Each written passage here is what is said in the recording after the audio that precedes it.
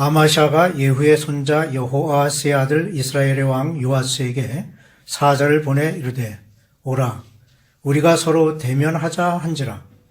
이스라엘의 왕 요아스가 유다의 왕 아마사에게 사람을 보내 이르되 레바논 가시나무가 레바논 백향목에게 전가를 보내어 이르기를 네 딸을 내 아들에게 주어 아내로 삼게 하라 하였더니 레바논 들짐승이 지나가다가 그 가시나무를 짓밟았느니라. 내가 에돔을 쳐서 파하였으므로 마음이 교만하였으니 스스로 영광을 삼아 왕궁에나 네 집으로 돌아가라. 어찌하여 화를 자취하여 너와 유다가 함께 망하고자 하느냐 하나 아마샤가 듣지 아니하므로 이스라엘의 왕 요아스가 올라와서 그와 유다의 왕 아마샤가 유다의 벳세메스에서 대면하였더니 유다가 이스라엘 앞에서 패하여 각기 장막으로 도망한지라. 이스라엘 왕 요아스가 벳세메스에서 아하시아의 손자 요아스의 아들 유다 왕 아마샤를 사로잡고 예루살렘에 이르러 예루살렘 성벽을 에브라임 문에서부터 성 모퉁이 문까지 400규빗을 헐고 또 여호와의 성전과 왕궁 곳간에 있는 금, 은과 모든 기명을 탈취하고 또 사람을 볼모로 잡고서 사마리아로 돌아갔더라. 아멘. 우리 속담에 시작이 좋아야 끝이 좋다는 말이 있습니다. 흔히 보여지는 모습이기에 한편 일리가 있는 말이기도 합니다. 하지만 이와는 달리 시작은 좋으나 끝이 좋지 못한 경우가 더욱 많이 있습니다. 오늘 말씀이 이것을 보여주고 있는데 본문에 나오는 유다왕 아마샤의 경우가 바로 그것입니다. 즉 아마샤가 유다를 다스린 초기와 후기의 모습이 어떻게 달라졌는지를 오늘 말씀이 보여주고 있습니다. 아마샤의 시작은 정직함을 보여주고 있습니다. 아마샤가 왕 위에 오른 후 그는 다른 역대 왕들과는 달리 여호와 보시기에 정직히 행했습니다. 3절에 아마샤가 여호와 보시기에 정직하게 행하였으나 라고 평가하고 있습니다. 아마 당시에는 하나님의 계명을 따라 우상을 멀리하고 하나님을 섬겼을 것입니다. 비록 그가 그 조상 다윗과 같이 행하지는 못했지만 아버지 요아스만큼은 행한 것으로 보여집니다. 그러기에 성경 기자들은 아마샤가 정직한 왕이었다고 기록하고 있는 것입니다. 하나님께서는 인간을 정직하게 지으셨습니다. 하지만 인간은 이를 저버리고 사악한 꾀를 따르는 경우가 더욱 많습니다. 그런데 우리가 분명히 알아야 할 것이 있는데 그것은 하나님께서는 정직한 자를 기뻐하신다는 것입니다. 아마샤는 정직했을 뿐만 아니라 공의로웠습니다. 아마샤가 자기 부친을 살해한 자들에 대하여 행한 일은 매우 공의로웠습니다. 즉 그는 법대로 처리했는데 살인자가 벌을 받아야 마땅하지만 율법대로 살해한 본인만 처벌하였습니다. 신명기 24장 16절에 아버지는 그 자식들로 말미암아 죽임을 당하지 않을 것이요 자식들은 그 아버지로 말미암아 죽임을 당하지 않을 것이니 각 사람은 자기 죄로 말미암아 죽임을 당할 것이니라고 말씀하고 있습니다. 당시의 관습대로라면 복수하는 자는 살인자뿐만 아니라 그 가족들에게까지 복수하는 것이 관례였습니다. 하지만 아마샤는 지혜롭게 율법의 범위 내에서 그들을 심판하였습니다. 하나님께서는 우리도 아마샤와 같이 공의롭게 행하기를 원하십니다. 인간의 감정이나 혈기에 따라 죄 없는 사람에게까지 영향을 미치는 행위를 싫어하십니다. 우리가 사려 깊은 판단에 따라 불의한 자에게는 공의롭게 행하고 억울하게 죄의 누명을 쓴 사람에게는 관대하게 용서해 주기를 원하십니다. 그러나 아마샤가 전쟁에서 승리하였습니다. 아마샤는 이전의 왕들과는 달리 앞날이 밝은 왕이었습니다.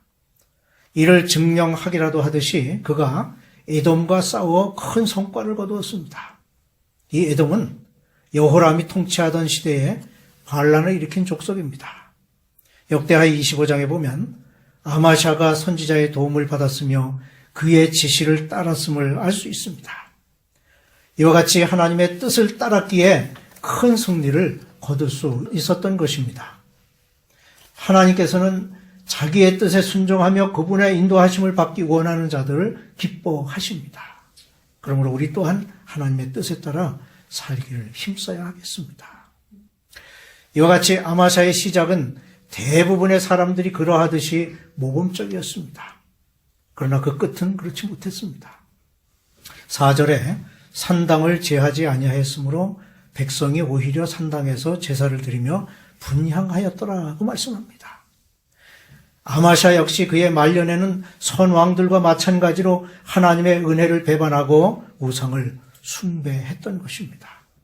그는 아버지 요아스가 타락하여 변질되었고 그로 인해 모반자들에 의해 살해된 것을 알았음에도 불구하고 이 사실을 망각한 채 똑같은 우를 범하고 만 것입니다. 결국 그의 끝은 역대의 악한 왕들과 다를 바가 없었습니다. 이런 아마샤 왕의 신뢰를 볼 때 보통 사람들이 걸어가는 길을 여지없이 보여주는 안타까운 모습을 볼 수 있습니다. 우리는 이러한 교훈을 통해 자신을 돌아봐야 하겠습니다. 그리고 한평생을 처음과 같은 마음으로 살아간다면 그 결과는 매우 만족스러울 것입니다. 오늘의 말씀은 한 사람의 교만의 결과가 어떠한지를 여실히 보여줍니다. 아마샤 왕은 교만에 가득 차서 이스라엘의 요아스 왕에게 도전장을 보냅니다. 그것은 나와 대면하여 겨루어보자는 것이었습니다. 그 전가를 받은 요아스는 그것을 만류하면서 충고하는 말을 전합니다. 하지만 아마샤는 에돔을 물리친 자화자찬에 취하여 기고만장하게도 이스라엘과 전쟁의 씨앗을 뿌리고 말았습니다. 첫째로 그는 교만해졌습니다. 아마샤가 이스라엘 왕에게 오라 우리가 대면하자라는 전과를 보낼 때는 에돔과의 전쟁에서 승리한 바로 그때였습니다. 그는 그 싸움의 승리에 도취되어 교만해진 것입니다. 그래야 아마샤는 이스라엘과 싸워야 할 아무런 이유가 없었음에도 자신의 힘을 과시해보고자 시비를 걸었던 것입니다. 이러한 그의 교만은 자신의 야망을 충족시키고자 하는 마음으로 치닫게 되었고 급기야 이스라엘과의 전쟁을 야기하고 말았던 것입니다. 이 역사적 사실은 역대하 25장에도 기록되어 있는데 우리는 아마샤와 마찬가지로 조그만 성과에도 쉽사리 교만해져서 모든 일에 의기양양해하기 쉽습니다. 이것이 모든 일을 그르치는 패망의 원인이 됩니다. 그러므로 우리 또한 교만한 자의 자리에 들지 않도록 우리 자신을 쳐서 복종시키며 항상 겸손하기를 힘써야 하겠습니다. 둘째로 교만의 결과는 패망이었습니다. 아마샤의 교만은 상대방을 무시하고 과소평가하여 경솔히 이스라엘 왕에게 도전하는 것으로 나타났습니다. 그 결과는 어떠했습니까? 우선 요아스의 충고를 듣지 않았습니다. 아마샤의 도전에 요아스는 분개하여 회답을 보냅니다. 즉 백향목과 가시나무의 비유를 들어 아마샤의 교만함을 조소하면서 도전을 멈출 것을 충고합니다. 여기서 백향목은 요아스 자신이며 가시나무는 아마샤로 들 짐승에 의해 가시나무가 짓밟힐 것을 예고하는 내용입니다. 요아스의 충고는 아마샤가 이미 얻은 것만으로 만족하고 자기 나라로 돌아가도록 충고한 것인데 아마샤는 이를 받아들이지 않으므로 멸망의 길로 가고 만 것입니다. 아마샤는 요아스의 충고를 귀담아 듣지 않았습니다. 이미 그의 교만은 이성과 판단력이 마비되어 어느 누구의 권면도 들을 수 없었던 것입니다. 우리 또한 아마샤와 같이 교만해져서 하나님의 말씀은 물론이요 다른 사람의 권면을 무시하거나 외면한다면 아마샤와 같이 멸망의 길로 가게 될 것입니다. 진정으로 지혜로운 사람은 자기에게 들려오는 권면에 귀 기울일 줄 아는 사람입니다. 그 결과 이스라엘에 패하고 말았습니다. 아마샤의 교만은 자기 자신뿐만 아니라 유다 백성에게까지 영향이 미쳤습니다. 아마샤는 요아스가 말한 대로 화를 자초하고 말았습니다. 교만하여 싸움을 걸었던 아마샤가 요아스의 군대 앞에서 참패를 당하고 만 것입니다. 유다 군대는 도망하여 자기들의 장막으로 돌아갔습니다. 그리고 아마샤는 포로로 잡혔습니다. 예루살렘이 함락되고 성벽이 헐렸습니다. 성전과 왕궁 곳간의 금, 은과 기명들이 탈취당하고 사람들은 볼모로 잡혀갔습니다. 이것이 아마샤가 교만에 빠짐으로 겪게 된 죄악의 결과였습니다. 셋째로 하나님은 교만한 자를 징계하십니다. 요아스는 여호와 보시기에 악한 자였고 아마샤는 여호와 보시기에 정직한 자였습니다. 그런데도 아마샤는 요아스에게 패했습니다. 그 이유는 바로 아마샤의 교만 때문이라고밖에 설명할 수 없습니다. 하나님께서는 이 사건을 통하여 교만한 자를 물리치신다는 사실을 알려주고자 하신 것입니다. 역대기 기자도 이 같은 결과가 하나님께로부터 온 것임을 지적하고 있습니다. 역대하 25장 20절에 아마샤가 듣지 아니하였으니 이는 하나님께로 말미암은 것이라고 기록하고 있습니다. 그러므로 아마샤가 패망한 것도 요아스를 들어 그를 낮추시고자 하신 하나님의 뜻이었음을 알 수 있습니다.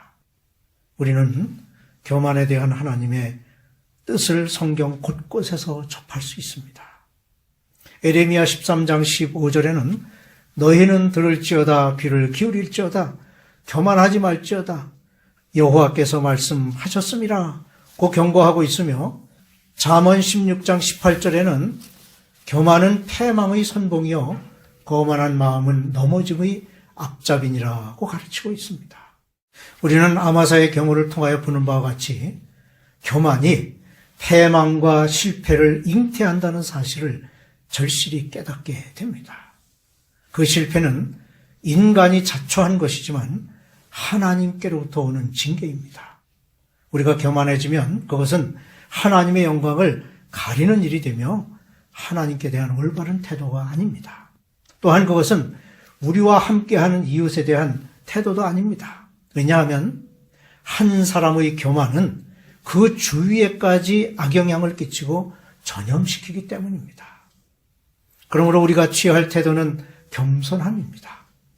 교만은 우리에게 멸망을 주지만 겸손은 우리를 영화롭게 합니다. 아마샤 왕의 일을 통해 얻게 되는 교훈은 특히 우리 신앙인들에게 큰 경각심을 일깨웁니다. 우리가 흔히 어렸을 때 신실하고 경건한 사람은 훗날까지도 그러한 태도를 유지하리라고 생각하기 쉽습니다. 하지만 오히려 그런 사람이 하나님을 배반하고 돌아서서 신앙에서 멀어지는 경우를 종종 보게 됩니다. 그런데 하나님께서는 그렇게 하나님을 멀리 했다가도 이를 깨닫고 돌아서면 용서하시고 새로운 삶을 살도록 하십니다. 하나님은 비록 하나님을 떠났을지라도 돌아오기를 기다리십니다. 유종의 미를 거두는 것은 매우 중요합니다.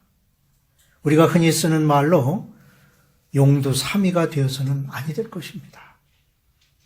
어거스틴이 남긴 명언이 있습니다. 신앙의 기본은 첫째도 겸손, 둘째도 겸손, 셋째도 겸손이라는 말입니다. 겸손은 언제 어디서 강조해도 과하지 않은 중요한 덕목입니다. 교만함을 떨쳐버리고 겸손함으로 하나님의 의를 이루는 성도가 되시기를 주님의 이름으로 축원합니다.